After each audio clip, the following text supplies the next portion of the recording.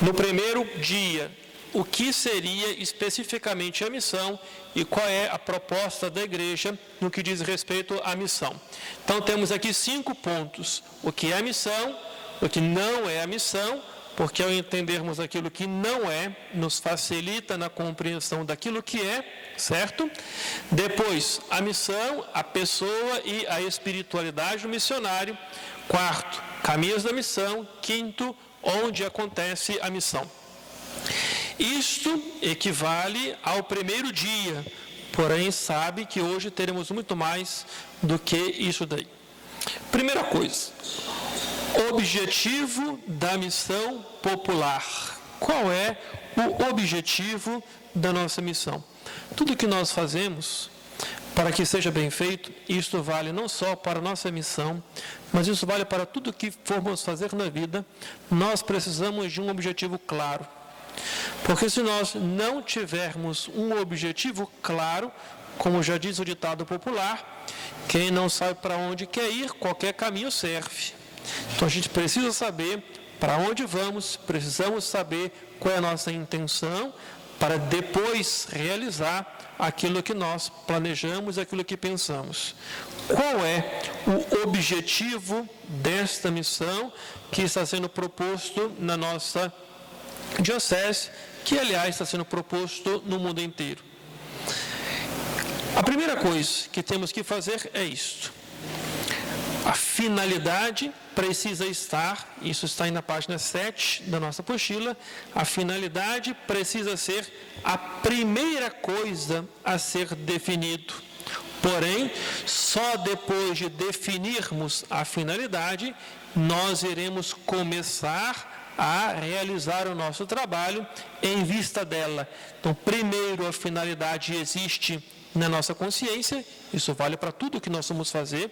Você vai trabalhar lá no seu trabalho, sei lá qual é a sua profissão, você vai resolver um problema dentro de casa, primeira coisa, por quê, para quê, qual é a finalidade daquilo que eu estou fazendo. A primeira coisa precisa vir à nossa mente, e depois que soubermos aquilo que vamos fazer, nós vamos realizá-la. E a finalidade é mostrar o rosto da Igreja de Cristo.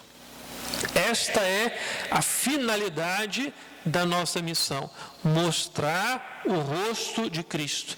E de que forma nós iremos mostrar o rosto de Cristo? Através da nossa própria pessoa.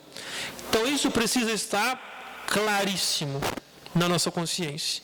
E eu acredito que, ao terminarmos o nosso dia, se sairmos daqui para as nossas casas com esta consciência, já valeu o curso de hoje. Ainda que tenhamos tantas coisas para tratar, aqui está o resumo de toda a aula, de toda a formação que teremos hoje. O objetivo, a finalidade da nossa missão, qual é? Mostrar o rosto de Cristo. De que modo agora nós iremos mostrar o rosto de Cristo? Vamos mostrá-lo através da nossa própria presença. Está claro? Uma vez tendo claro qual é a finalidade, uma vez estando claro para onde vamos, mostrar o rosto de Cristo a partir da minha própria pessoa, através do meu exemplo, através do meu testemunho. Então nós vamos agora traçar um caminho para podermos chegar a esta meta. A meta, fazer com que as pessoas conheçam o rosto de Cristo, e elas deverão conhecer a partir do meu testemunho de vida, a partir do meu exemplo, a partir, muito mais do que daquilo que eu faço, a partir da minha própria existência. Mas para isso, é preciso saber o que é missão e o que não é missão. Se me permite, eu inverto a ordem. Primeiro eu falo do que não é missão, para depois tratar do que é missão. Não é missão um trabalho paralelo que devemos realizar. Está aí no finalzinho da página 8. Não é um trabalho paralelo, desligado das nossas ações pastorais, dos nossos movimentos.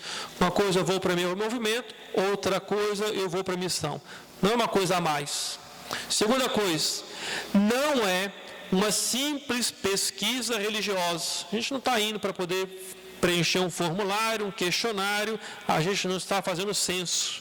Nós não trabalhamos no IBGE, não nos importa números, ok? É preciso superar a mentalidade que temos que ter número para poder contabilizar aquilo que nós fizemos. Terceiro, não é uma solução mágica para os problemas, nem pastorais, nem sociais, nem para o problema das pessoas. Nós não vamos levar uma porção mágica que vai resolver o nosso problema. O problema da igreja agora está solucionado, porque finalmente estamos fazendo missão, todos os nossos problemas acabaram, porque nos tornamos missionários. Não. Não é uma solução mágica, nem para a nossa pastoral, nem para a nossa vida pessoal, nem para a vida daqueles que vão receber as visitas. Quarto, não é uma demonstração de poder ou de força da Igreja Católica. A gente não vai para a rua para poder dizer que somos melhores do que os nossos irmãos separados. Quem pensa assim está por fora. Quem pensa que vai em missão para poder convencer as pessoas de que a nossa religião é melhor do que a religião do outro. Não é essa a proposta da missão. Está completamente errado.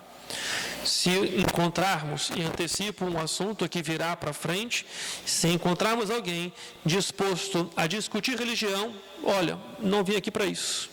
Vim aqui para poder mostrar Jesus Cristo, que é o Senhor da minha vida, aquele com quem eu fiz experiência, e muito mais do que isso, independente da minha experiência com Ele, Ele é aquele que criou todas as coisas, e eu vim aqui para poder anunciá-lo.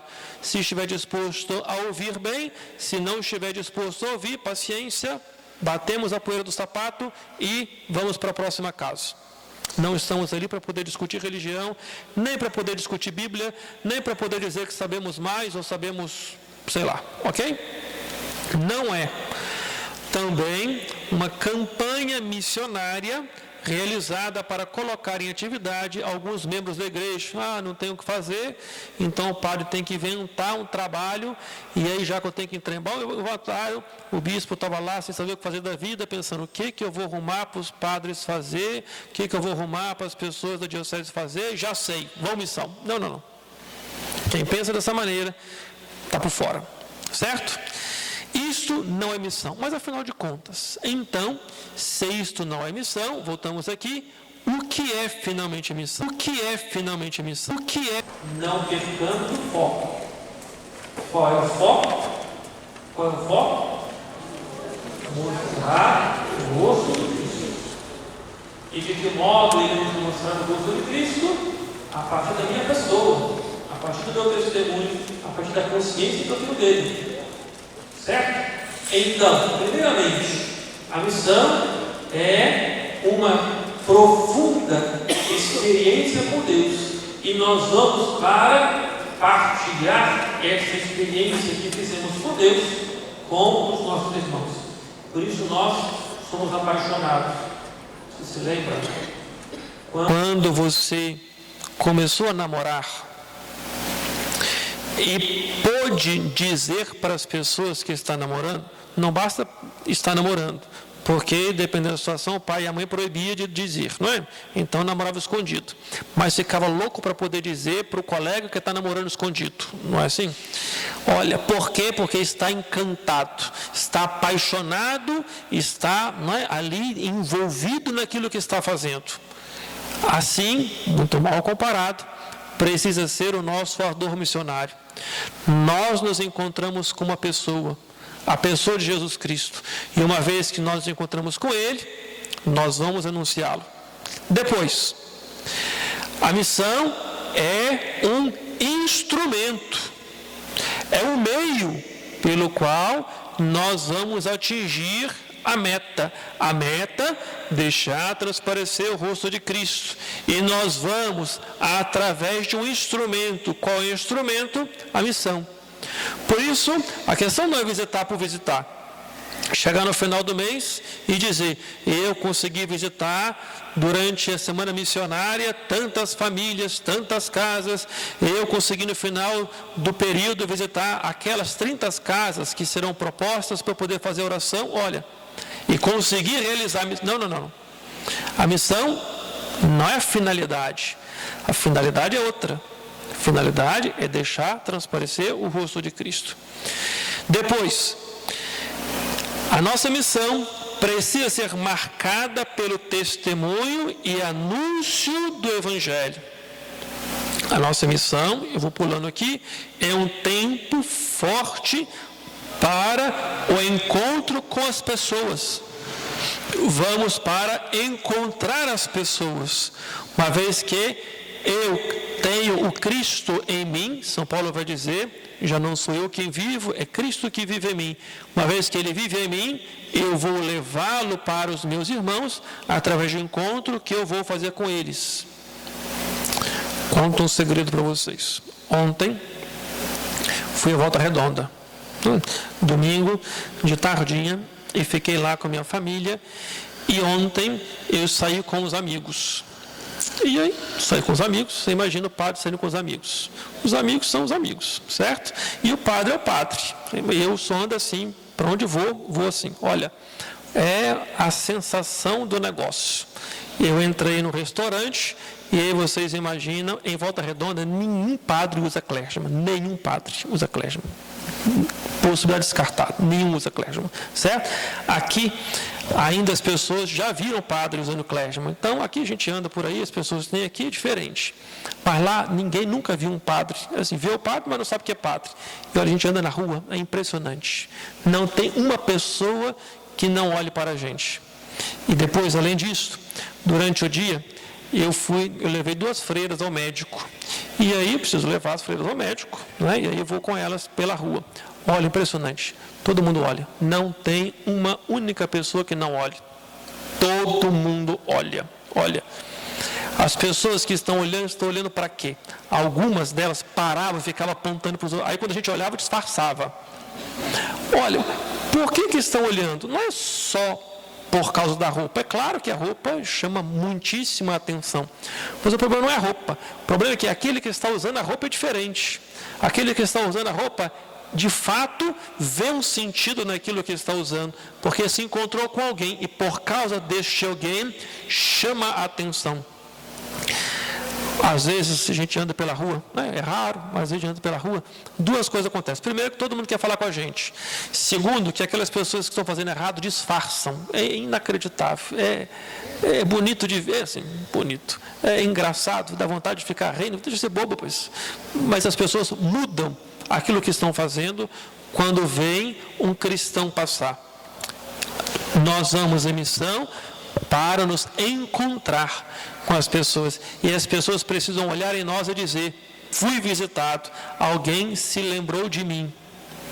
Depois, encontrando as pessoas nas casas, ficamos interessados pela situação delas. Mas não é para poder sair pela rua dizendo aquilo que nós vimos. Não, porque a proposta não é essa. A proposta é que aquela pessoa que se encontrou conosco lá na casa onde nós fomos visitar, elas perceberam que foram lembradas. E foram lembradas por alguém que é da igreja. A igreja se lembrou delas. Nós não vamos em nome próprio, vamos em nome de Deus. Chegaremos lá em nome de Deus. E estar em nome de Deus, me perdoe uma observação, hoje se tornou piegas. Sabe o que é piegas? Uma coisa assim, eu não sei, como? Piada? Não é piada. Piegas é uma coisa assim, ultrapassada, uma coisa assim, melosa, chata, certo? Piegas, uma coisa assim, cafona, acho que é isso. Piegas, certo? Uma coisa assim, as pessoas falam em nome de Jesus, só quem fala acha que é bonito falar isso, certo? Ou então, se a outra pessoa é tão piegas quanto, fica encantado, em nome de Jesus. Estou ultrapassado, certo? Fica em nome de Jesus vai acontecer isso, em nome de Jesus vai chover, em nome de Jesus vai dar certo o curso. Olha, já era essa expressão, porque é preciso que a nossa vida seja em nome, eu não preciso ficar dizendo, em nome de Jesus o som vai funcionar, o aparelho vai funcionar. Isso não funciona, a culpa é de Jesus. Se for em nome dele, tem que funcionar. Se é em nome dele, tem que funcionar. Porque se eu falo em nome de... Eu tenho um amigo que fala, padre, em nome de Jesus, eu vou lá atender o Senhor. E eu falei para ele, meu amigo, larga de ser bobo, esse Jesus é um safado, porque você já falou aqui em nome dele, vai lá e não resolve droga nenhuma. Olha, vai em seu próprio nome, que talvez você... A gente vai em nome de Deus. Mas não precisa ficar dizendo, estou aqui em nome de Jesus, certo? A nossa vida precisa de forma silenciosa dizer que é em nome dele. Então, a nossa vida transpareça aquilo que é verdade. Por fim, nossa missão, uma vez que tem um objetivo, que é transparecer o rosto de Cristo, nós seguimos a orientação deste Cristo. E ele nos disse aos apóstolos, primeiro aos filhos da casa de Israel, e depois para o mundo inteiro. Hoje, vale o mesmo princípio, mas aqui não tem nenhum judeu. Então nós vamos, em primeiro lugar, aqueles que são nossos, e depois iremos para o mundo inteiro. Como os nossos são muitos, talvez a gente não tenha tempo de ir aos demais. Então iremos àqueles que são nossos, aqueles que nós conhecemos, aqueles que sabemos que são batizados, aqueles que sabemos que algum dia já fez a experiência com Deus e por algum motivo se perdeu, talvez pelo seu próprio testemunho de vida a pessoa se afastou. Então nós vamos a estes. Se der tempo, a gente vai na casa daqueles que não conhecem nada, que estão perdidos por aí. Se estes que estão perdidos por aí nos procurarem, serão muito bem-vindos e iremos à casa dele também, porque o Espírito age onde ele quer, da forma que ele quer. Então nós acolhemos. Lembre-se, Jesus, numa ocasião, estava na casa de um amigo e apareceu aquela mulher que não era judia. E Jesus falou para ela, não é justo tirar o pão dos filhos e dar para os cachorrinhos. Você imagina? Se nós escutássemos Jesus falando isso da gente, talvez a gente nunca mais ia querer ver a cara dele. Como é que fala que eu sou um cachorro? Mas, enfim, aquela mulher tinha fé e respondeu para Jesus à altura. É verdade, Senhor, mas até os cachorrinhos comem as migalhas que caem da mesa dos seus donos. E Jesus, depois de ter levado uma dessas, não tem como não te atender, então seja feito, porque nunca encontrei em Israel alguém que tivesse tamanha fé. Primeiro, os filhos da nossa casa. Mas se aparecer alguém de fora, nós iremos acolhê-lo como Jesus acolheu aquela mulher. Até aqui? Pergunta? Estou na segunda página e são 50. A missão, a pessoa e a espiritualidade do missionário. Comecemos pela missão. Todos os filhos da igreja devem ter viva consciência de sua responsabilidade. O compromisso católico é fruto da nossa adesão a Cristo e da recepção dos sacramentos da iniciação cristã. Nasce daquilo que somos. Somos chamados à santidade para formar um só corpo em Cristo e anunciadores do reino.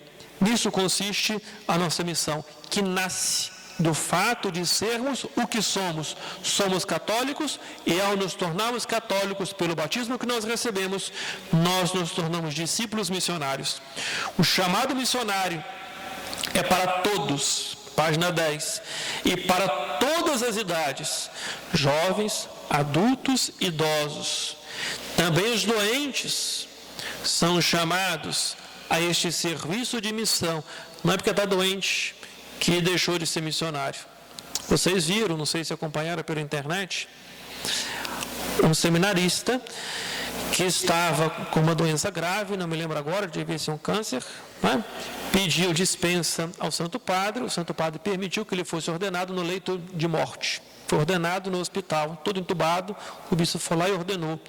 Então, olha, todos os dias, poucos dias que teve de vida, celebrava a missa ali no leito de cama, no leito, né, do hospital. Morreu agora. Acho que ficou uma semana como padre, não chegou a 10 dias e depois morreu. Olha, um fato isolado no mundo, que o mundo inteiro tomou conhecimento desse fato. Agora, por que o mundo inteiro tomou conhecimento? Pelo testemunho dele, certo? E olha que bonito, ele nos dá uma grande lição, para nós que somos padres, e eu imagino que deve dar também para o mundo inteiro. Pense bem, padre precisa ser um trabalhador, ele precisa ser um bom pastor, ele precisa realizar o munus de Cristo, santificar. Qual é o munus de Cristo mesmo? São 3. Quais são? Quais são? Pelo amor de Deus, gente. São 3. Chama triamúnera. São 3 os ofícios do padre. São 3. Vocês sabem quais são os ofícios do padre? Vai nessa linha. Quais são os ofícios do padre? Meu Jesus amado, posso fazer o que eu quiser na paróquia. Se vocês não sabem qual é a minha função, eu posso fazer o que eu quiser, porque eu estou tranquilo. Vai nessa linha. Sacerdote, profeta e rei. Isso é que nós somos. Mas o que faz o sacerdote, o profeta e o rei? Então, 3 ofícios. Todos os padres diocesanos, todos os bispos da face da terra têm 3 missões, que é a missão de santificar, ensinar e governar. Certo? Ensinar, santificar e governar. Ok? Essa é a missão do padre e a missão dos bispos. Santificar, ensinar e governar. Por que nós santificamos, ensinamos e governamos? Porque nós somos sacerdotes, profeta e rei. O sacerdote santifica, o profeta ensina e o rei governa. Ok? Mas todos nós, pelo batismo que recebemos, somos sacerdotes, profeta e reis. Sim? Pelo batismo que nós recebemos, nos tornamos sacerdotes, profetas e reis, que é o chamado sacerdócio comum dos fiéis. Todos nós, pelo simples fato de sermos batizados, você é sacerdote, você é profeta, você é rei, pelo batismo que recebi. Isso ensina a igreja desde 2000 anos atrás. O padre, ele exerce este mesmo ministério, porém de forma ministerial. O padre assume isso como cabeça da comunidade, mas todos nós somos pelo batismo. E o padre, pela ordem, ele se torna cabeça. Pense bem, aquele padrezinho, acho que foi na Polônia, por que ordenar padre um sujeito que está de cama para morrer e morreu 10 dias depois? Por quê? Por quê? Olha, ele santificou muito mais que eu, sou padre há 13 anos. Pega a chave aqui comigo.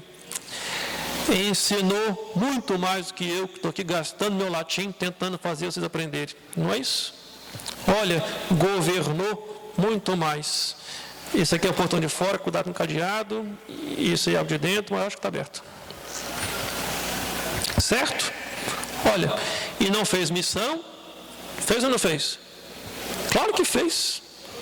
No leito de cama. Então não tem desculpa. Estou doente, não posso ir. Não. Estou com dor olha, não tem desculpa. Se somos batizados, não tem conversa. Somos missionários. Certo?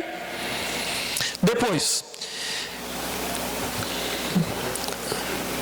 Oi? A ordem não importa. Depois, a pessoa do missionário. O missionário, ele precisa viver de acordo com o encontro que fez com Jesus. Ele precisa ter vida de oração. Ele precisa anunciar com coragem a boa nova, não se apoiando na própria força, mas na força do Evangelho e no amor para com todos. Não pensa que você, eu sou bom porque eu vou conseguir fazer isso. Deixa de ser bobo, meu filho. Nós somos instrumentos. Instrumentos. Papa Bento XVI disse tão bonito quando assumiu o pontificado: o que me consola é saber que o Senhor sabe trabalhar com os instrumentos insuficientes. Nós somos instrumentos insuficientes, mas o Senhor sabe trabalhar com a gente mesmo, apesar da nossa infantilidade, da nossa imaturidade, das nossas mazelas, do nosso orgulho, da soberba do padre. Olha, Deus sabe trabalhar, é do jeito que é isso aí. Então não pense, meu Deus, eu não sei trabalhar. Olha, essa desculpa todo mundo já deu antes. Lembra Moisés, já falou de, eu sou gago, não sei. Quero saber se tu é gago, você vai em si mesmo. Jeremias falou, eu sou muito pequeno, sou criança, quero saber, você vai em si mesmo. Olha, todo mundo deu uma desculpa e você vai em si mesmo. Porque sou eu que estou te enviando. E se sou eu que estou te enviando, você é apenas instrumento. Ok? Agora, a pessoa do missionário precisa ter essa consciência. E ao tomar essa consciência, precisa se deixar mover pela ação do Espírito. A espiritualidade do missionário. Eu tenho que ir rápido, porque senão daqui a pouco o Vinícius me chama a atenção. A espiritualidade do missionário. O seguimento de Jesus é prioritário. Não se acomoda. Toma iniciativa. Não esquece sua situação concreta. Somos homens, somos mulheres, somos jovens, trabalhadores, empregados, desempregado, patrão, solteiro, casado, não importa. Eu tenho consciência daquilo que eu sou e eu sou missionário da forma como eu sou. Sinto-me missionário no meu dia a dia, fazendo o que eu faço. Ali está encarnado a pessoa de Jesus. E é uma pessoa aberta aos relacionamentos. Procura conhecer as pessoas pelo nome. O missionário procura ter uma leitura da realidade a partir do Evangelho. E essa letra H é talvez das mais importantes. Olhar a realidade de acordo com o Evangelho. E não de acordo com o nosso modo, porque o nosso modo de viver, eu digo isso em quase todas as missas e já deve estar me remedando por aí, né? É preciso alargar o nosso horizonte, porque se a gente ficar olhando o nosso mundinho, e alargar o horizonte significa olhar a realidade a partir da leitura do Evangelho. Missionário. O missionário precisa saber que ele é responsável pela vida e o crescimento da igreja. Repito, o missionário precisa saber que ele é também responsável pela vida e pelo crescimento da igreja.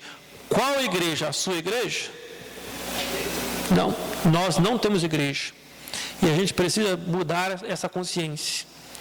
Um católico, eu sei que muitos padres dizem isso, muitos bispos dizem isso, e às vezes também eu também digo isso, né? Porque na minha igreja, na minha paróquia, nós não temos igreja.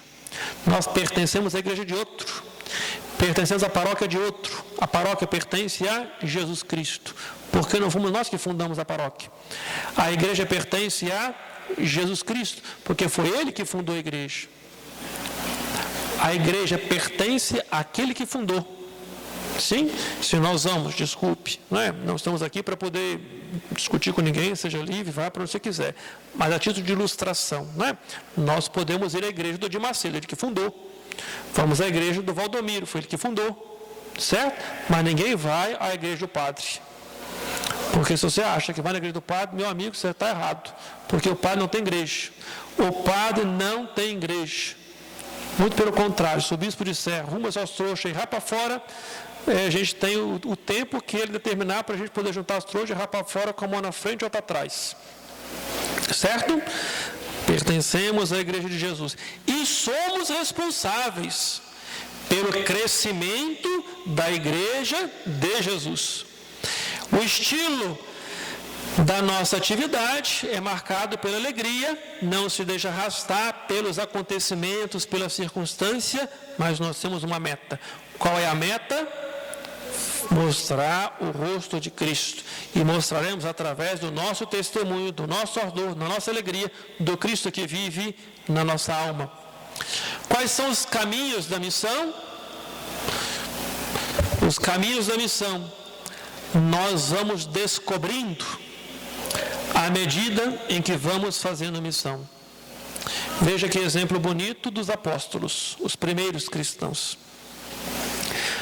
Porque a igreja se espalhou pelo mundo inteiro, porque eles eram bonzinhos e estavam felizes da vida e vamos para o mundo inteiro. Você acha que foi por causa disso?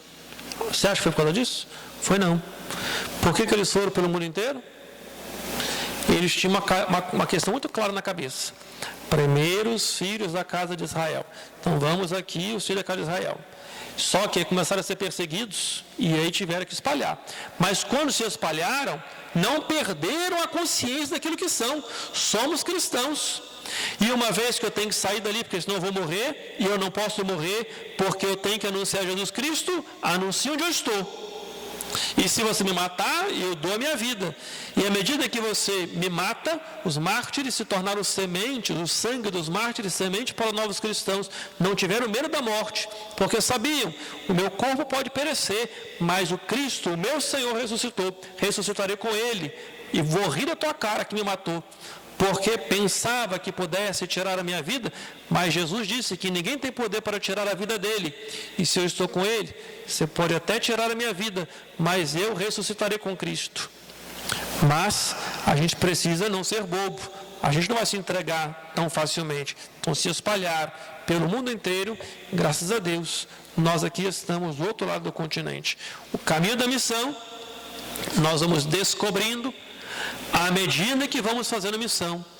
E à medida que fazemos missão, o desejo de missão crescerá em nós, porque novas perspectivas, novos horizontes, novas ideias nós teremos. E onde acontece a missão? A missão acontece, em primeiro lugar, na nossa paróquia. O primeiro lugar é a nossa paróquia. Tem gente que pensa que tem que fazer missão lá na China. Olha, também. Mas isso a gente vai depois. Primeiro, os nossos. E depois dos nossos, nós iremos para onde o Senhor nos enviar. Os movimentos e as novas comunidades participam desta missão com o próprio carisma. O local é a paróquia. Mas na paróquia, cada um vive os carismas que Deus confiou àquela pessoa.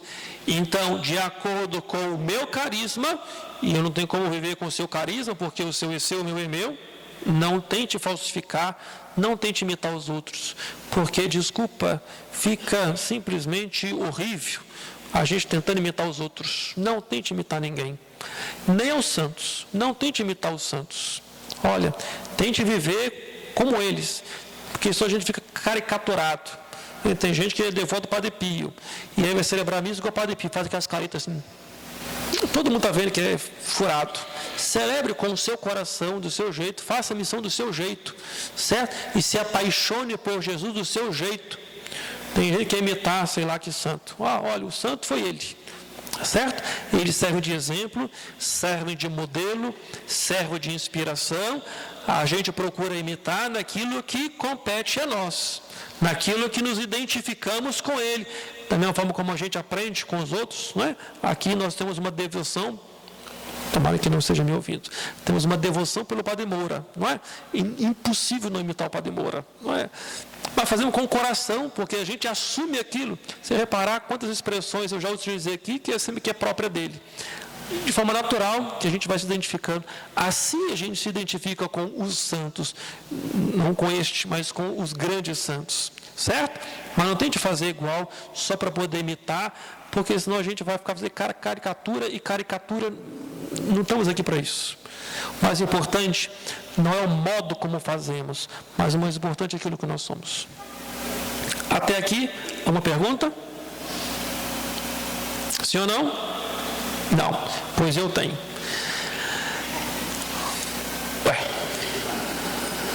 Deu tilt. Tem 3 perguntas.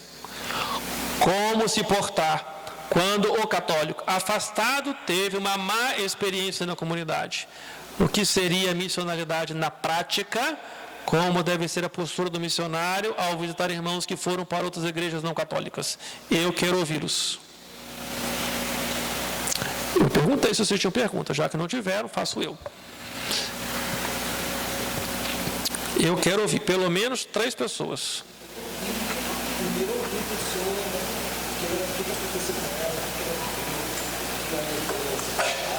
Isso aí.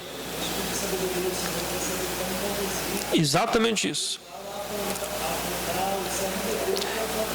Exatamente isso. Primeira coisa que temos que fazer é dar um testemunho pessoal, certo? Olha, quantas pessoas a gente atende, quantas pessoas. Hoje, aconteceu um milagre, tem que atender pouca gente. Olha, as pessoas que mais saem agradecidas são aquelas pessoas que a gente fala menos. Às vezes a gente fala, as pessoas vêm, né, para poder pedir um conselho, e a pessoa fala, você tenta começar a falar, a pessoa te interrompe, fala, e aí enquanto a pessoa está falando, você está pensando o que responder, e aí a pessoa dá uma pausa, você fala assim, olha, mas seria melhor, aí a pessoa volta a falar, fala, e no final das contas, a gente fica assim, a pessoa veio para cá fazer o quê? Né? Falou, me pediu 30 conselhos, eu não consegui dar nenhum conselho. E aí quando a pessoa acaba de falar 2 horas seguidas, que a gente não aguenta mais escutar a pessoa falar aquela conversa toda, você fala assim, Deus abençoe. Padre, muito obrigado, seu conselho, quanto que valeu? Olha, eu vou fazer isso que o senhor falou.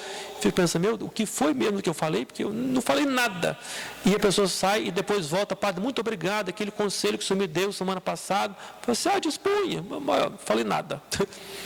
Olha, faça essa experiência, escutar as pessoas, porque o mundo de hoje quer falar. E se encontra alguém que quer falar mais do que eles, basta o padre que quando começa a falar não para. Eu tenho um amigo que foi seminarista na minha época. Saiu do seminário, tocou a vida dele, depois ele foi ser professor, ganhar a vida de qualquer jeito, e hoje ele resolveu ser... Ele não pode ser diretor espiritual porque não é padre, né? Ele não pode ser psicólogo porque não é psicólogo. Então ele resolveu ser... Eu nunca sei falar essa palavra aí. Coach, eu não sei falar isso. Coach, isso aí, né? E aí eu falo assim, mas meu filho, mas você, no seminário, só tirava nota baixa, né? Mas você, como é que você consegue ser isso aí? Mas padre, tem um segredo. Qual é o segredo? Olha, escute as pessoas. E depois, naquilo que a pessoa está falando, depois você repete aquilo que ela te disse, né? Com um jeito diferente, e ela vai sair dali agradecida, encantada, feliz da vida, porque a vida dela deu certo. Eu falei assim, rapaz, você então está ganhando a vida enganando os outros. Não, estou enganando não. Eu apenas repeti para ela, de forma resumida, ela me disse 1 hora seguida, ela falou, e eu fiz um resumo de tudo aquilo que ela mesmo disse, e eu fiz um resumo ali com 2 parágrafos, e falei para ela, e ela saiu encantada, e assim que eu ganhei a vida hoje, ganho mais dinheiro que sendo professor. Eu falei assim, é malandro, né? Pois é. Olha, hoje as pessoas querem falar. Então, escute. Como se portar quando o católico afastado tem uma experiência. Escute a pessoa. Escute a pessoa. E depois que eles falar, você diga para ela, tá bom, meu filho, mas Deus te ama assim mesmo. Olha, você vai ver. Você vai encontrar com a pessoa depois, a pessoa vai te dizer assim, mas essa pessoa me diz tudo aquilo que eu queria ouvir. Às vezes a gente fica preocupado, né, em falar tanto. O que eu vou falar na casa da pessoa? Olha, acredite em mim. E se não acreditar em mim, acredita em Jesus. O Espírito Santo te dará palavras tão acertadas. E são poucas. Eu faço experiência pessoal. São poucas. Não invente muito falatório. Porque quanto mais a gente fala, mais as pessoas ficam igual vocês assim. Não aguento mais escutar o padre falar. Certo? Mais alguém? Mais alguém? Se vocês não falarem, eu volto a falar. Vamos colocar assim, 2 compromissos colocou. Então, aí você entra na casa com um funcionário, você ouve. Sim. Lá no finalzinho, tanto ouvir, mas muitas das vezes tem pessoas, pessoas missionárias que entram na casa, ouve, quando chega no finalzinho, começa a contar a historinha dela também. Aí a outra vem, começa também a contar a historinha. Quando vai ver, está todo mundo contando a história e quem começa a visitar, está entendendo? Não demos retorno nenhum com relação ao produto dela. Isso aí, fundamental. Certo? Você disse muito bem. Para quem não escutou, não é? Ele disse o seguinte: nós vamos visitar a pessoa, e a pessoa fala as questões que têm que ser ditas, só que os missionários começam também a partilhar a sua própria vida, não foi isso? E aí a pessoa fala, e a pessoa se lamenta, e aí o missionário começa a lamentar das mesmas coisas, não é isso? Ou então a pessoa lá se alegra, e aí a gente lembra de um fato e começa a contar as nossas histórias, e aí se torna conversa de duas comadres. A gente não vai para poder ter conversa de comadre. A gente vai com uma finalidade específica. Qual é a nossa finalidade ali? Apresentar o rosto de Cristo. A gente nunca, e se a gente sair do dia de hoje com essa clareza, salvou o curso. Ok? Diga. Não levar para o debate. Não levar para o debate. Se a pessoa começar a debater, diz: meu amigo, não vim aqui para isso. Se você quiser debater, a gente te escuta numa outra hora, eu volto aqui no outro dia, trago o padre aqui para poder brigar com quem gosta de brigar. Mas aqui eu vim para poder cumprir uma finalidade específica. Eu vim para poder te anunciar Jesus. Ponto final. Ok? Faço o que não deve ser feito. Eu entendi o que o Valdeci falou. Mas se a gente tem que acolher também aquela... Sim, temos que acolher. E eu entendo que às vezes acolher a pessoa é estar mais próximo. Sim. E eu entendo que anunciar Jesus, talvez quando eu me coloco numa situação que eu sou igual àquela pessoa, okay. Eu também sinto dor, mas eu não deixei de crer em Jesus. Ótimo. Não é conversa de comadre. Ótimo. Isso não é... Não, tá certo. Isso é testemunho. Isso é testemunho. Então a gente não pode perder o foco. Não tem que perder o foco. Não, a questão é o foco. Se perdermos o foco e deixarmos o foco de lado e sentar duas pessoas para chorar, não. Eu estou dizendo porque isso acontece. Certo? Pode não acontecer lá. Aí fica 3 horas e não vai chegar a lugar nenhum. Certo? Dou um testemunho. Uma vez, na minha primeira paróquia, eu era padre 6 meses. E eu tive um dia daqueles, sabe aquele dia que tudo dá errado? Certo? E aí eu conto o meu dia. Saí de casa com uma finalidade específica. Vou fazer um velório. Era isso. E aí peguei o carro e antes de eu chegar na capela mortuária, o carro quebrou. E aí eu pensei, vou fazer o quê? Mas o carro quebrou, não teve jeito. E aí deixei o carro lá, telefonei, os outros velórios me esperando. E aí telefonei, o mecânico foi, rebocou o carro, levou para lá, e eu preocupado, porque o velório era de uma pessoa muito conhecida e muito querida na paróquia, e estava me esperando. Fui para o velório, a pé, me levaram lá, aliás, e aí meu carro ficou no mecânico, fiquei no velório um tempão, e o velório, daqueles velórios que todo mundo grita, certo? Essas coisas, de cabeça quente. Saí do velório, estava a pé, aí me deram carona para a oficina. E aí quando eu cheguei na oficina, imagina, todo mundo sabia que o carro do padre estava lá, e aí chega todo mundo com os problemas. E aí, ao invés de eu pegar o carro e ir embora, fui atender as pessoas na oficina. E acabou que a hora foi passando, deu 2 horas da tarde, isso foi lá em Venda Nova. Quem conhece Venda Nova? A paróquia fica em Venda Nova. Isso aconteceu lá em Bom Sucesso, dá mais ou menos uns 10 quilômetros, uns 8 quilômetros. E aí, eu resolvi o que tinha que resolver, e voltei para casa 2 horas da tarde, mas assim, varado de fome, certo? E aí cheguei em casa, o carro já estava funcionando, guardei o carro e vieram 2 pessoas com uma roupa muito parecida com a minha, com um crachazinho assim, né? E a pessoa falou para mim assim: você que é o padre? Eu falei: sim, sou eu que sou padre. Deseja alguma coisa? Desejo sim. Eu falei assim: pois não. O senhor mora aqui? Eu falei: sim, eu moro aqui.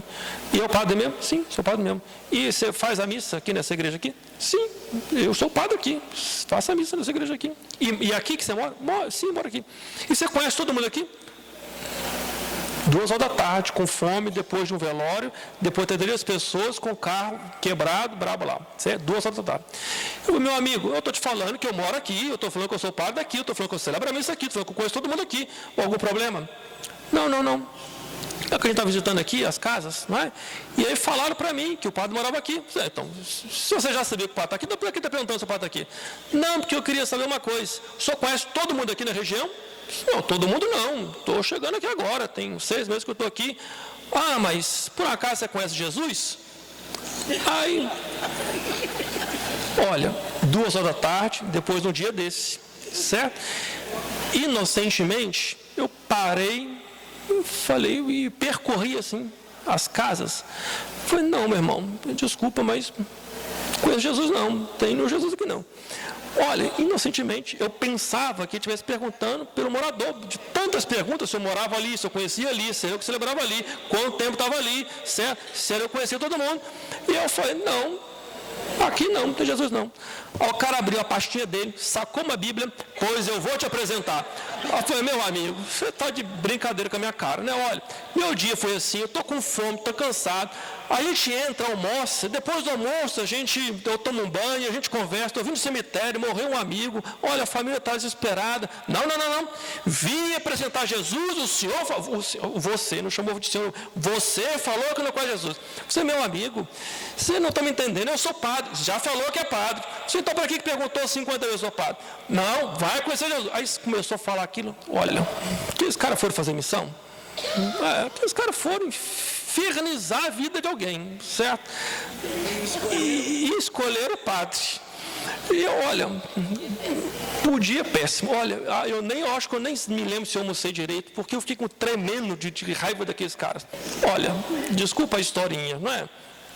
Mas para poder dizer, nem de longe, nós podemos fazer algo que sequer pareça com isso. Certo? Não estamos ali para isso. Estamos ali para que, na sua pessoa, as pessoas vejam Jesus em você. Então você chegar lá de forma agradável, de forma gentil. E se a pessoa estiver disposta, não é, a discutir, você fala, olha, eu não vim aqui para isso. Vim aqui para poder te dizer que Jesus te ama, independente da sua religião. Se você é macumbeiro, se você é judeu, hebreu, budista, eu não quero saber. Vim aqui para poder dizer que independente da sua religião, da sua crença, daquilo que você faz da vida, se você... Jesus te ama independentemente disso. Ok? Foi demais. Então vamos para a nossa segunda aula. Segundo encontro. Ah, Jesus, quanto tempo eu tenho? Mais 1 hora. Que beleza. Hoje, segundo encontro. Página 15. Faça uma apresentação espontânea.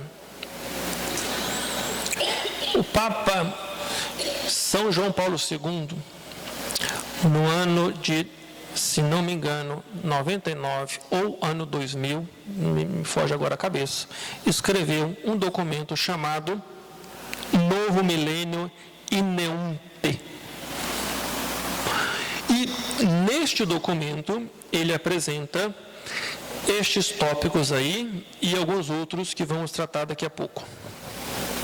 E eu pretendo, se assim Deus me ajudar, resumir o quanto eu puder todo este documento, chamado Novo Milênio Ineunte. A primeira coisa que é preciso ser dito sobre este documento: o Papa João Paulo II, que tinha uma mente brilhante, não é a mente de uma pessoa inteligente. Uma mente inteligente é uma mente inteligente. Uma mente brilhante é uma outra coisa. É, além de ser inteligente, ser brilhante. Eu não sei se consigo expressar, mas é uma mente ultra inteligente, certo? E o Papa João Paulo II escreveu, então, um programa, um planejamento. A gente faz planejamento. Aqui na Diocese, a gente faz plano pastoral de conjunto, certo? O plano pastoral aqui na Diocese tem validade por quanto tempo?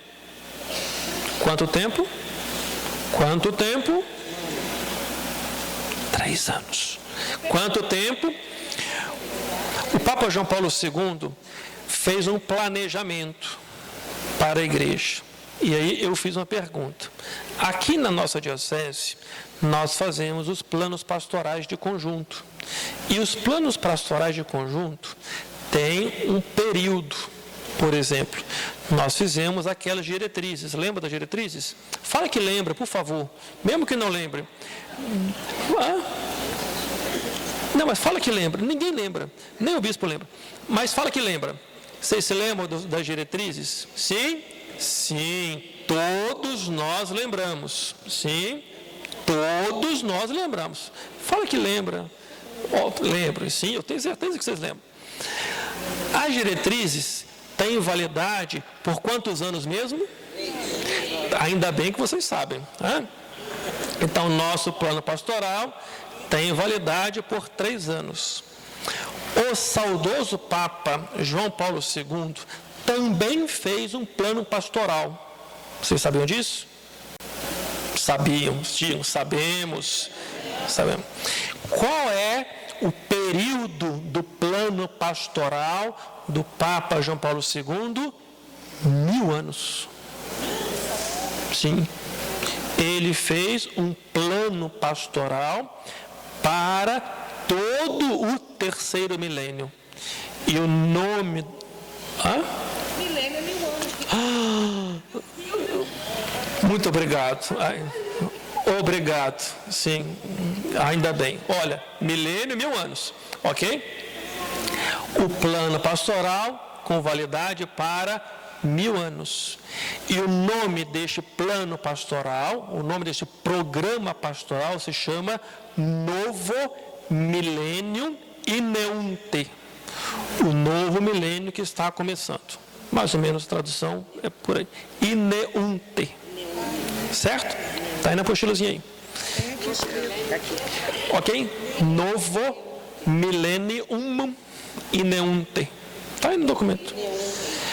O novo milênio que está começando. A tradução é muito vagabunda, certo? Mas é mais ou menos por aí. Não precisa escrever que é vagabunda, mas é, certo? Porque quem está traduzindo sou eu. É a tradução minha, certo? O novo milênio que está começando, certo? Novo milênio que está despontando, que está por aí, certo? E neste plano pastoral que o Papa João Paulo II fez, ele apresenta estes pontos aí e alguns outros, mas todos eles nós vamos ver hoje. E ele começa lá. Página 15. O número 30 ao 41 da Carta Apostólica Novo Milênio Ineunte, do Papa João Paulo II, orienta-nos sobre a santidade que se requer do cristão missionário. Devemos-nos inundar pela orientação do Santo Padre. Eu queria ver se vocês estão prestando atenção. Por isso que não estava fazendo sentido. Deixemos-nos inundar pelas orientações dele. E vamos lá. O número 30 diz assim: em primeiro lugar, diz o Papa, não hesito em dizer que o horizonte para que deve tender todo o caminho pastoral é a santidade. Por que então, já vimos qual é a finalidade? A finalidade é deixar transparecer o rosto de Cristo, é essa a finalidade.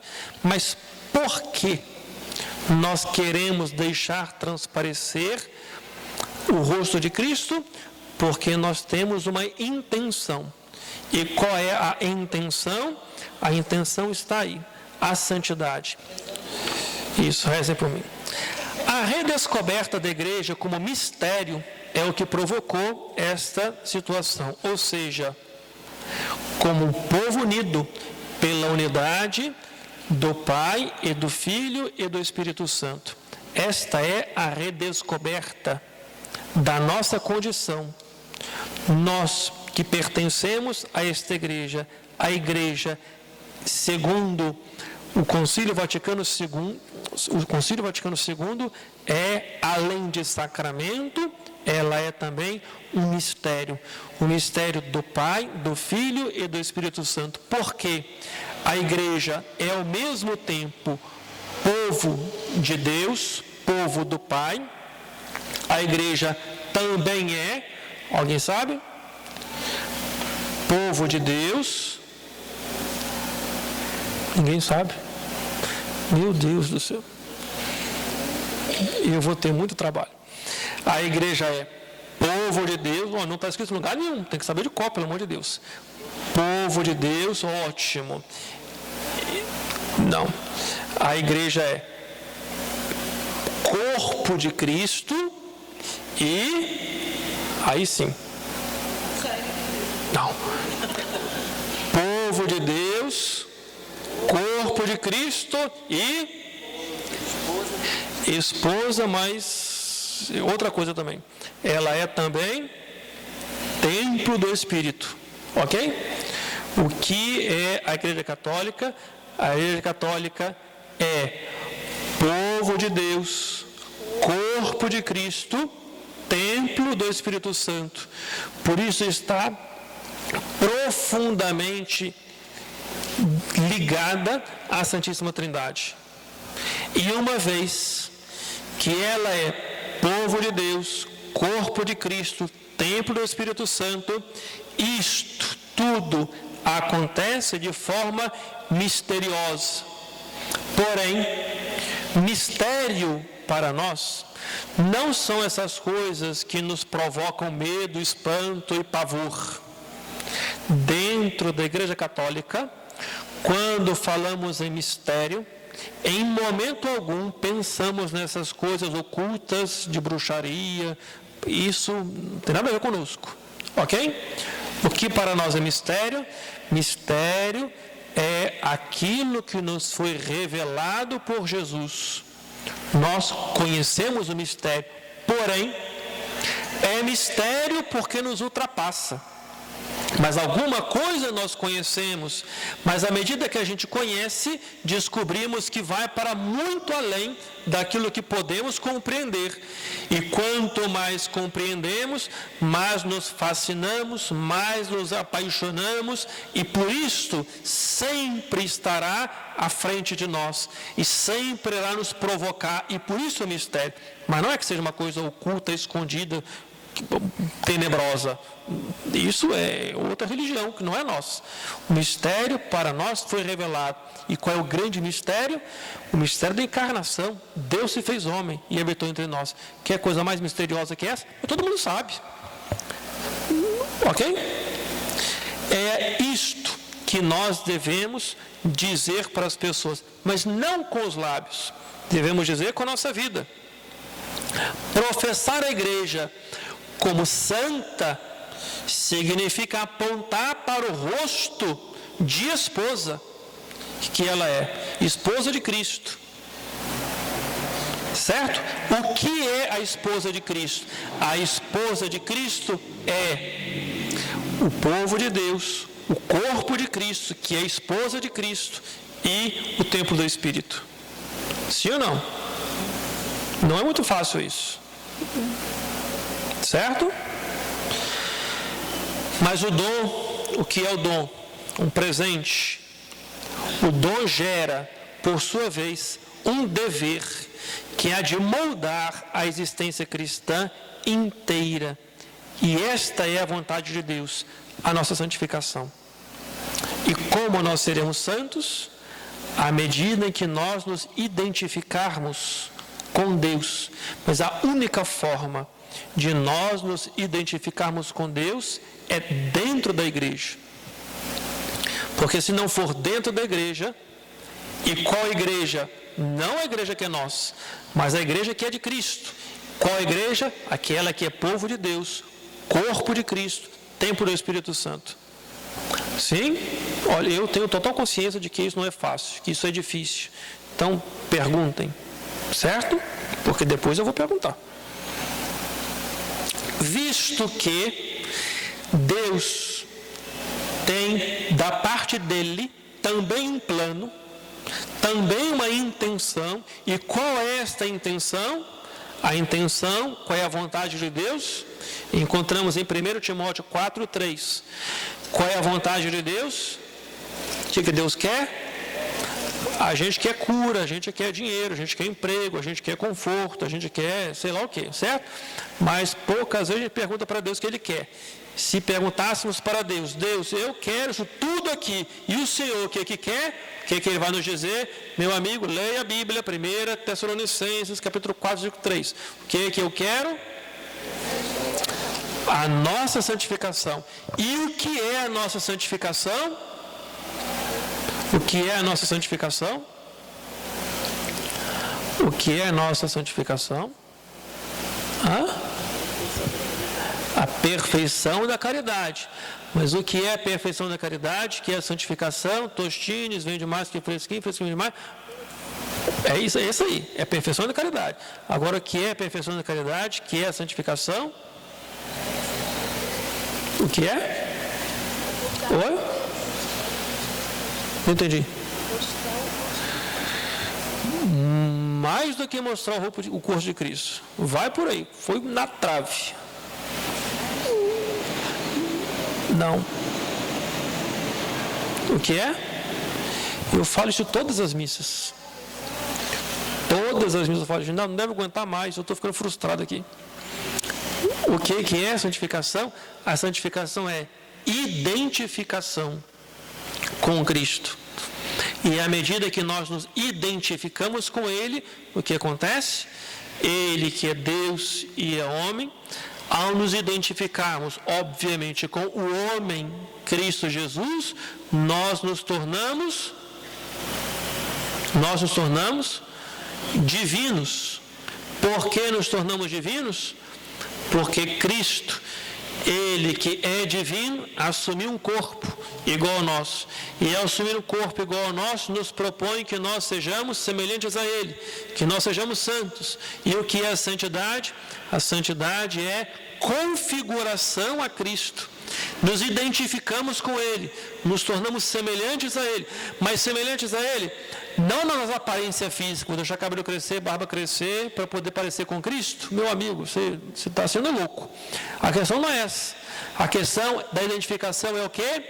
A santificação e a divinização se dá por uma outra graça, que é a graça mais difícil ainda, que é a graça da justificação. E só nós católicos somos capazes de entender. Estou ficando frustrado porque vocês são católicos e ainda não descobriram isso. Se dá pela justificação. E o que é a justificação? Deus, Ele nos faz uma pessoa nova ao nos justificar. Para os evangélicos, não existe justificação. Lutero dizia explicitamente: Deus veste uma roupa na gente, uma roupa de bonzinho, mas a gente permanece mal por dentro, a gente permanece a porcaria por dentro, e eu me torno travestido de bonzinho, e aí eu faço bondade, faço caridade, mas por dentro eu sou a minha porcaria. Para nós católicos não. Para nós católicos, Deus nos justifica. E o que significa justificar?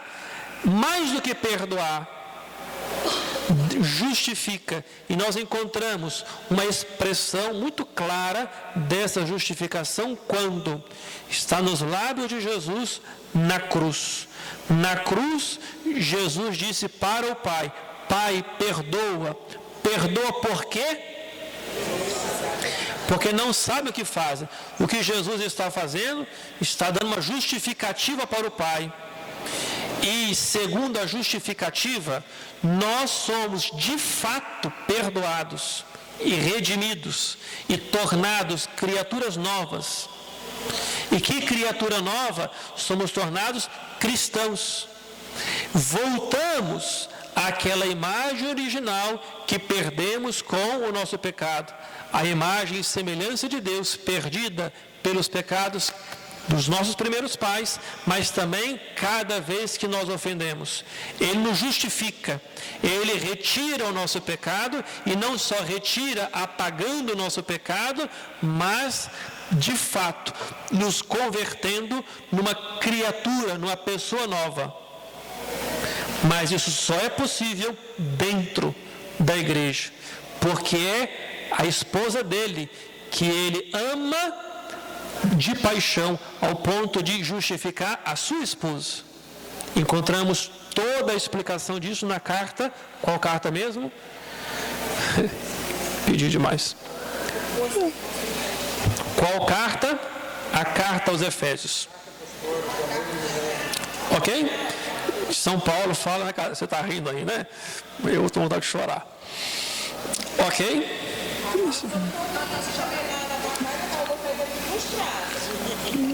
Diga. Alguma pergunta? Isso é sério. Sim? Sim ou não?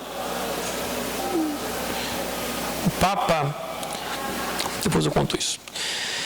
Ok? Sim ou não? Porém, segundo o Papa João Paulo II, e aqui está o centro da carta que ele escreveu, chamada Novo Millennium Neunte, número 31. A recordação desta verdade elementar. Qual verdade elementar? Esta que eu estou tentando explicar. Sim? A recordação desta verdade elementar para fazer dela o fundamento, número 31, página 16, para fazer dela o fundamento da programação pastoral que nos ocupa ao início do novo milênio, poderia parecer à primeira vista algo de pouco operativo. Pode-se, porventura, programar a santidade, que pode significar essa realidade na lógica de um plano pastoral. O que o Papa nos propõe?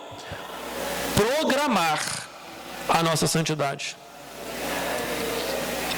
Essa é a proposta de Deus, que nós sejamos santos. E o Papa João Paulo II diz: você nunca será santo se você não programar a sua santidade. Porque poucas vezes a gente pensa num programa de vida em vista da nossa santidade. A gente programa tanta coisa, não é? E eu passo boa parte do meu dia programando uma forma de chegar no final do mês com um balanço positivo da paróquia, não é? Chego no final frustrado às vezes. Mas olha, não basta programar isso. Isso é secundário, terciário, isso é de menos. O que nós temos que programar, você passa o mês inteiro programando, não é? As coisas, passa o dia inteiro programando, ou programando a semana, programando as férias, vou fazer isso, vou fazer aquilo outro, não é isso? E quanto tempo nós utilizamos a nossa vida para programar a nossa santidade?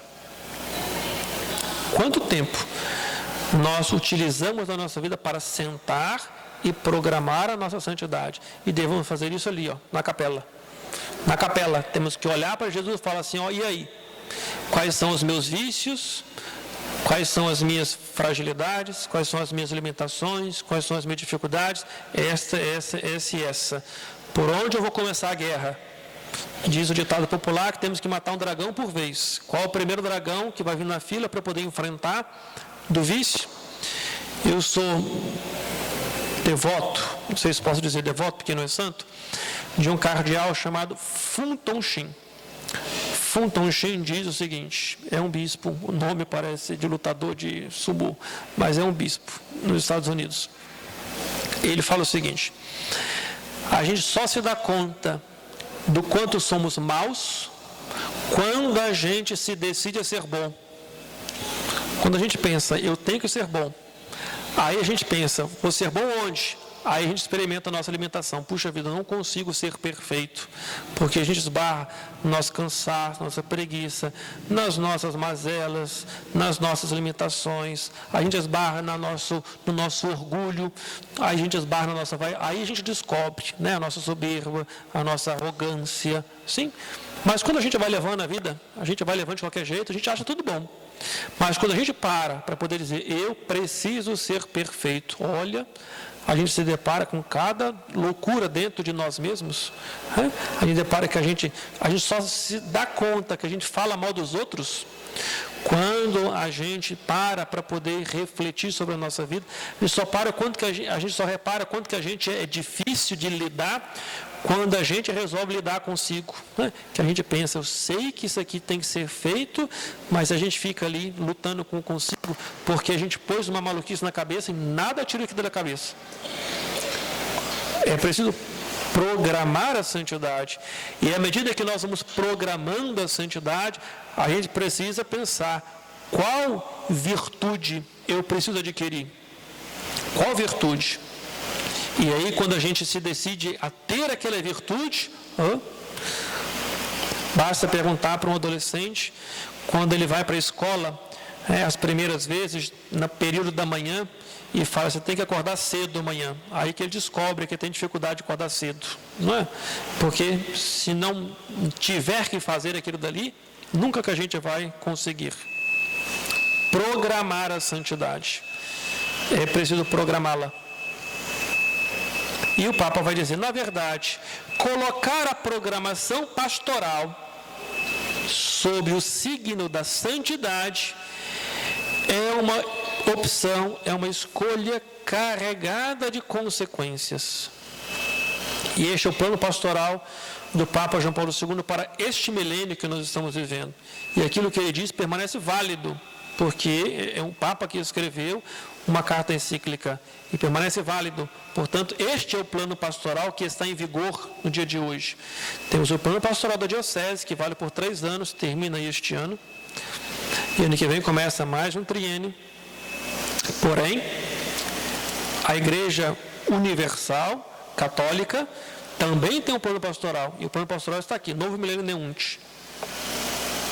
Diz o Papa, isso aqui vale para os nossos, fugiu o nome, os nossos introdutores, né? Obrigado. Ele diz o seguinte, o introdutor, quando pergunta, né, ou o padre, pergunta a um catecúmeno, queres receber o batismo? O Papa João Paulo II diz, perguntar se quer receber o batismo significa a mesma coisa que perguntar a ele, queres ser santo? Já parou para pensar nisso? Perguntar para um catecúmeno se ele quer receber o batismo é o mesmo que perguntar, você quer ser santo? Batizar as crianças é muito fácil, joga água na cabeça delas, em nome do Pai, do Filho e do Espírito Santo, e as pessoas vão embora. Arma um barraco na secretaria porque quer batizar até o diabo, certo?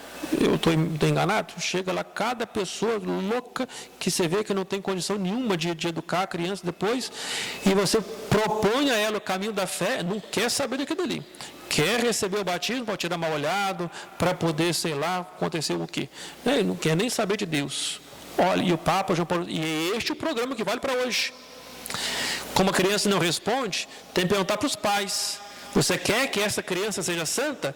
E ela será santa se ela aprender a fazer um programa de vida, um programa de santidade. E quem é que vai ensinar a fazer o programa de santidade? E os pais querem ensinar? E nós somos pais. Queremos ensinar para os nossos filhos um programa de santidade? Eu não estou dando bronca não, pelo amor de Deus. Eu estou ensinando. É o meu jeito, cada um tem um. Peço desculpas, dizem que eu sou complexado, dizem que eu sou bravo. Ok? Depois,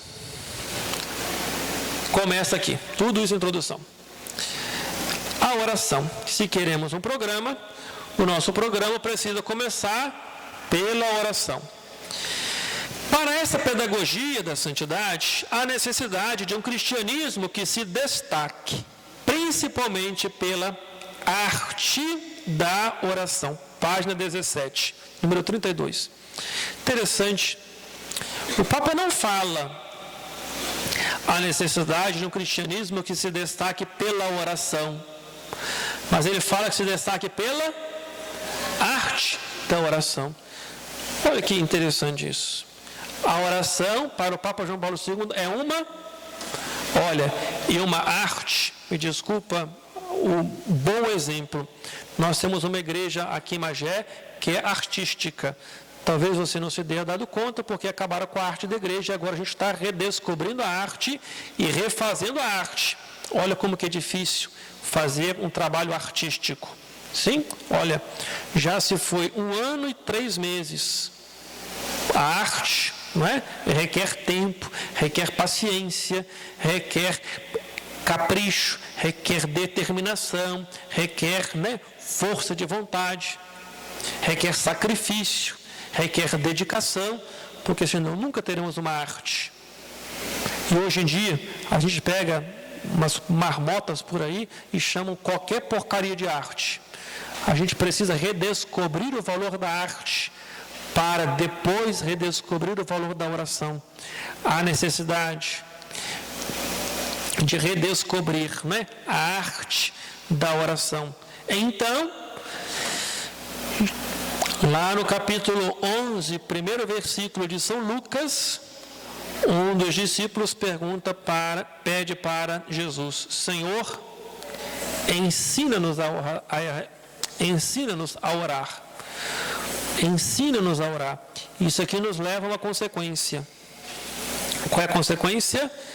Se existe alguém para ensinar, é porque deve haver alguém para aprender. E como o assunto é oração, isso nos leva por dedução lógica a aceitar que para rezar nós precisamos aprender a rezar. E quem nos ensina a rezar? Jesus Cristo.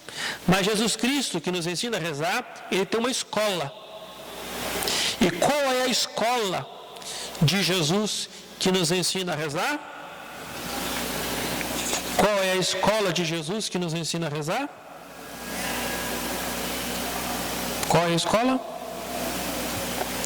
Na página 18, penúltimo capítulo. Por isso, é preciso que a educação para a oração se torne, de qualquer modo, um ponto qualificativo de toda a programação pastoral.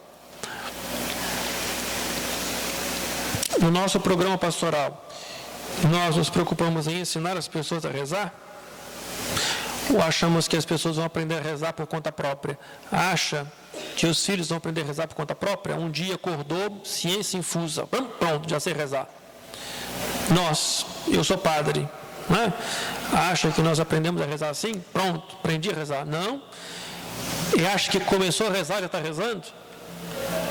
Ou seja, da mesma forma que para aprender as coisas a gente acerta e erra, é possível que a gente esteja rezando errado. Sim ou não? É possível que a gente esteja rezando errado. E aí, será que estamos dispostos a aprender? Digo para mim, padre. Então, vamos lá. A Eucaristia Dominical. Número 35, página 19. Há de se propor o máximo empenho na liturgia, a meta para a qual se encaminha a ação da Igreja e a fonte de onde promana toda a sua força. A liturgia é uma escola de oração. Repito, a liturgia é uma escola onde nós aprendemos a rezar. Quem não tem amor pela liturgia, não tem amor pela oração. Simples assim. Quem não ama a liturgia, não ama a oração. Simples, claro, objetivo. Porque é através da liturgia que nós fazemos o verdadeiro encontro com o Senhor. A oração não é um encontro com o Senhor? Uma pergunta. E se a oração é um encontro com o Senhor, e na liturgia o verdadeiro e mais perfeito encontro com o Senhor, se não gostamos da liturgia, não gostamos da oração e, por consequência, não gostamos do objeto que nós encontramos na oração, que é Deus. Mas a liturgia, não me refiro a regras de liturgia, não estou dizendo regras, tem que abrir o braço 30 centímetros, tem que fazer assim, tem que fazer assim. Não estou dizendo a regra, eu estou dizendo ao espírito da liturgia. Entrar no espírito, entrar no mistério da liturgia. E lembra que o mistério não são coisas ocultas e escambrosas, mas o mistério é aquilo que nos foi revelado. A Eucaristia Dominical, sobretudo. Depois, além da Eucaristia Dominical, onde faremos, não é, um encontro pessoal com o Senhor, o sacramento da reconciliação, a prática do sacramento da reconciliação, uma vez que nós nos apaixonamos por Jesus Cristo, é natural que a gente queira parecer com Ele. E à medida que se torna natural o desejo de se parecer com Cristo, é igualmente natural a percepção das nossas fraquezas, das nossas misérias, dos nossos pecados. E por consequência, o desejo de nos reconciliar com Ele. Perceba que uma coisa veja a outra, liga a outra. E por que eu me confesso? Não é porque eu tenho que me confessar, porque eu fiz uma promessa a Deus que eu vou me confessar uma vez por semana, 15 dias, um mês ou um ano. Não é porque isso. Tenho que me confessar porque eu tenho que comungar para a Páscoa. Pelo amor de Deus. Por que a gente se confessa? Porque eu tenho consciência que eu desejo ser santo, que eu desejo parecer com Cristo.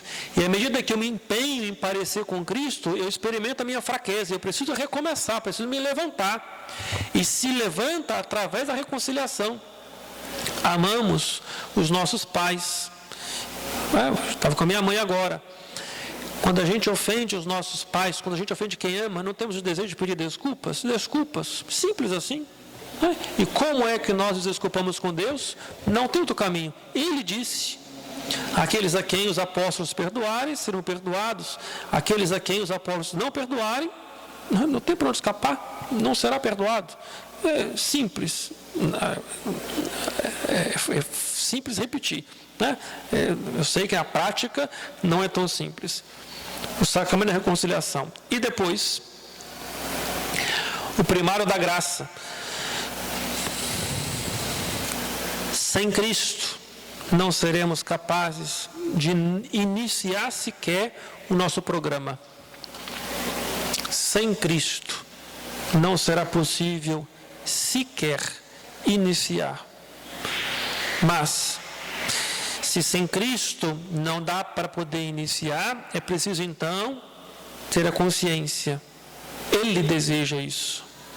E a partir da consciência de que Deus deseja a nossa santificação, a nossa atitude será apenas de resposta, de dizer para Ele, como Samuel, eis-me aqui, como a Virgem Maria, eis-me aqui, e como todos os apóstolos, e como todos os profetas, e como todos na história da igreja, eis-me aqui, envia-me, Senhor. Mas envia-me para onde? Para poder bater de porta em porta na casa das pessoas? Não. Também fazemos isso como parte da missão. Mas a missão não é só isso. A missão vai muito além do que bater de porta em porta. Muito além. Bater de porta em porta é um elemento de milhares de outros. Mais importante do que isso é o quê? O nosso testemunho e o nosso desejo de fazer com que as pessoas se encantem. A proposta não é trazer gente para a igreja, pelo amor de Deus. O que nós queremos não é só encher a igreja. Encher a igreja é consequência. Eu consigo me expressar, consigo me fazer claro. Encher a igreja é consequência. A gente pensando, tem que encher a igreja, tem que encher a igreja, tem que encher a igreja. Meu amigo, olha, não vai por esse caminho. Por que não vai por esse caminho? Porque se o objetivo fosse encher a igreja, olha, a gente já começaria errado. Por quê? Porque a igreja não cabe todo mundo. É simples assim. Certo? É matemático. Nós vimos aqui Corpus Christi. Você sabe quantas pessoas tinha aqui na quadra em Corpus Christi? Sabe quantas pessoas tinha aqui em Corpus Christi na quadra? Errou, não era 2.000. Quantas pessoas tinha aqui na quadra? Eu contei. 2.200. Quase. 2.200. Eu contei. Pergunta para o Padre Carlinhos se eu não contei. Olha, quantas pessoas tem em Magé? Pergunta para o Padre Carlinhos. Dá para contar, gente, é fácil. 5 pessoas aqui, conta quantos bancos tem aqui, a gente conta a fileira da quadra, multiplica por ali, enfim. É fácil. Com 5 minutos conta todo mundo. É porque tem que contar por causa da comunhão. Certo? Só que eu errei a conta porque tinha gente lá fora. Eu não sei quantas tinha lá fora, na praça. Eu não sei quantas. Por isso que quase faltou. Não faltou, mas quase faltou. Mas enfim, a proposta não é encher a igreja. Porque você imagina, uma missa só já não coube. A proposta não é essa. A proposta é outra. E qual é a proposta? Qual é a proposta? Mostrar o rosto de Cristo. Mostrar o rosto de Cristo. É levar o Cristo para essas pessoas. É mostrar o Cristo e fazer com que elas percebam que elas não só são amadas, mas mostrar para elas que Deus espera uma resposta de amor daquelas pessoas. É esta a proposta também e principal da missão. Mostrar o rosto e depois que essas pessoas, por conta delas, aí já nos ultrapassa, já não é conosco. Mas na consciência de que, se eu fizer bem o meu trabalho de correspondência, de docilidade, de generosidade, eu conto com a graça de Deus. E a graça é Deus que quer. É Deus quem quer. E como que eu sei que é Deus que quer? Basta ler a Bíblia. A Bíblia não está lá? A vontade de Deus é que nós sejamos santos. E depois, o primário da graça. Uma vez que eu conto com o primário da graça, eu começo a responder. E de que forma é a minha resposta? Através de uma escuta. Eu me disponho a escutar. Número 39. Não há dúvida que este primado da santidade e da oração só é concebível a partir de uma renovada escuta da palavra de Deus. Se eu não me dispuser a escutar a palavra de Deus, perceba que não estou falando ler a palavra de Deus, eu estou dizendo escutar. E de que modo nós escutamos? De duas formas principais. Qual é uma forma? Na liturgia a gente escuta a palavra de Deus. Já faz anos, porque na paróquia antiga também não tinha folheto, graças a Deus. Aqui também, graças a Deus, não tem folheto. Nós íamos à missa para escutar. Não é para poder ficar olhando liturgia, nem para ficar olhando celular. A gente vem na igreja para escutar. E a gente escuta na liturgia, mas não só na liturgia. Onde a gente escuta? Com a Bíblia na mão, a gente lê o texto e olha para o sacrário, ou no nosso quarto, com a porta, né, e ali fechado, a gente lê e faz silêncio, para que Deus possa dizer mais do que o nosso ouvido, mais do que entrar pelos nossos olhos, mas que Deus possa falar no coração. E essa palavra no nosso coração, ela é capaz de transformar todas as coisas. E a partir da escuta, o anúncio. Anunciaremos o quê? Anunciaremos aquilo que nós experimentamos. Aquilo que deve sair dos nossos lábios não pode ser outra coisa do que tão somente o transbordar daquilo que existe dentro. Porque senão nós corremos o risco de nos tornarmos atores. E o que é o ator? O ator é aquele que representa muito bem. Só que é um ator. E Deus não quer ator. Porque senão a gente contrataria missionários. E que talvez fizesse melhor do que eu. Sim? Se eu contratasse, sei lá, o Tony Ramos, eu tenho certeza que ele representaria muito melhor do que eu. Se eu contratasse um qualquer, eu poderia pagar pessoas para poder fazer missão. Talvez fizesse melhor do que nós. Só que é isso que Deus quer? Não. O que Deus quer? Pessoas apaixonadas. Pessoas apaixonadas. E cito não o Papa João Paulo II, mas cito o nosso antigo bispo, né? Dom Filipe. O Dom Filipe, a gente se lembra bem dele. A cada 5 palavras que o Dom Filipe falava, 10 era missão. Lembra disso? Dom Filipe dizia: qual é o primeiro beneficiado nas nossas missões? Quem é o primeiro beneficiado? Nós mesmos. E por que nós somos os primeiros beneficiados? Porque, olha, aprende melhor quem ensina do que aquele que está sentado na cadeira. Não é verdade? Nós todos fomos alunos um dia, pode ser que alguns sejam professores. Mas a gente aprende melhor quando a gente ensina. A gente vive melhor o Evangelho quando a gente fala do Evangelho. Mas a gente não pode ser ator. A gente precisa estar apaixonado e deixar transbordar de nós aquilo que nós experimentamos. E assim nós iremos anunciar. Página 22, penúltimo parágrafo. O cristianismo do terceiro milênio deverá responder cada vez melhor a esta exigência de inculturação. O que ele chama de inculturação? Inculturação não é você se perder imitando as pessoas, mas é você aprender a olhar as coisas sob a ótica do Evangelho. E olhando as coisas sob a ótica do Evangelho, se deixar, levar pelo Evangelho e levar o Evangelho àquela cultura. Cristo há de ser proposto a todos com confiança. São Paulo dizia: fiz-me tudo para todos, para salvar alguns. Para salvar alguns. Vamos salvar a todos? Não. Olha, estou falando para vocês. Não sei quantos somos aqui. Talvez aqui tenhamos umas 100 pessoas.